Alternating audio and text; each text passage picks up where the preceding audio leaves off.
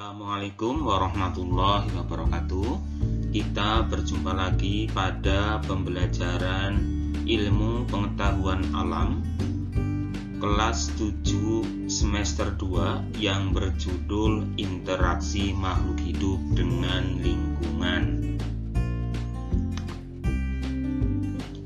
Lingkungan adalah segala sesuatu di luar individu.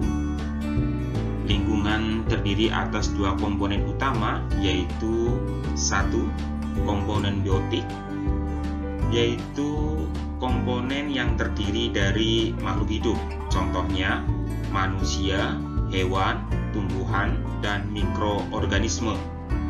Serta yang kedua, komponen abiotik, yang terdiri dari benda mati, contohnya air, udara, cahaya, dan tanah. Habitat adalah tempat hidup suatu makhluk hidup. Interaksi antara makhluk hidup dengan makhluk hidup yang lain dapat terjadi melalui beberapa rangkaian peristiwa, yaitu yang pertama, rantai makanan. Rantai makanan adalah sebuah peristiwa makan dan dimakan antara sesama makhluk hidup dengan urutan-urutan tertentu, seperti tampak pada gambar. Yang kedua, jaring-jaring makanan, yaitu sekumpulan dari beberapa rantai makanan yang saling berhubungan, seperti tampak pada gambar. Serta yang ketiga, piramida makanan, yaitu sebuah sistem yang menggambarkan untuk menampilkan informasi tentang pengelompokan suatu ekosistem yang membandingkan antara komposisi dan jumlah biomasa. Hal ini tampak pada gambar.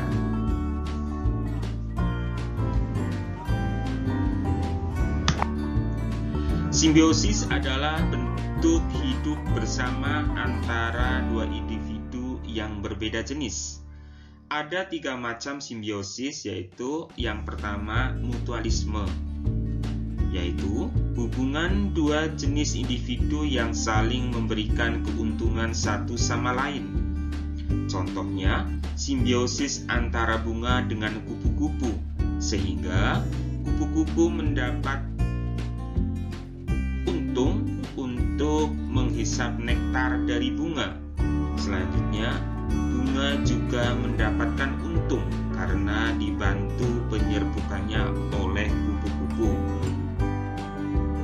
Yang kedua, komensalisme, yaitu hubungan dua jenis individu sehingga salah satu individu mendapatkan untung dan individu yang lain tidak mendapatkan untung atau rugi.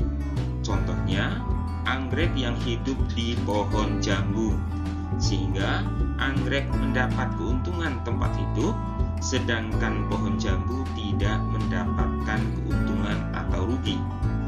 Serta yang ketiga, parasitisme, yaitu hubungan dua jenis individu sehingga salah satu individu mendapatkan untung tetapi yang lain mendapatkan rugi. Contohnya, benalu yang hidup di pohon duku, sehingga benalu dapat menyerap unsur hara dari pohon duku, sedangkan pohon duku mengalami kerugian karena proses penyerapan tersebut. Berdasarkan kemampuan menyusun makanan, peran organisme dibagi menjadi 2, yaitu 1. Autotrof, yaitu organisme yang dapat menghasilkan makanannya sendiri, contohnya tanaman padi, pohon durian, dan tanaman hijau lainnya. Serta yang kedua, heterotrof, yaitu organisme yang tidak dapat menghasilkan makanannya sendiri dan karenanya memperoleh asupan nutrisi dari sumber karbon organik lainnya, terutama tumbuhan atau hewan. Berdasarkan jenis makanannya, organisme heterotrof dibagi menjadi 3, yaitu 1. Herbivora, yaitu organisme pemakan tumbuhan, contohnya kambing dan kelinci. 2. Karnivora, yaitu organisme pemakan hewan, contohnya singa dan harimau. Serta yang ketiga, omnivora, yaitu organisme pemakan segala, contohnya monyet dan beruang. Manusia juga memiliki interaksi dengan lingkungan. Berubahnya tatanan lingkungan oleh kegiatan manusia atau proses alam dapat menyebabkan kualitas lingkungan menjadi turun. Jika tidak diupayakan pencegahan atau penanganan yang baik, maka tidak menutup kemungkinan lingkungan akan semakin rusak. Terima kasih. Wassalamualaikum warahmatullahi wabarakatuh.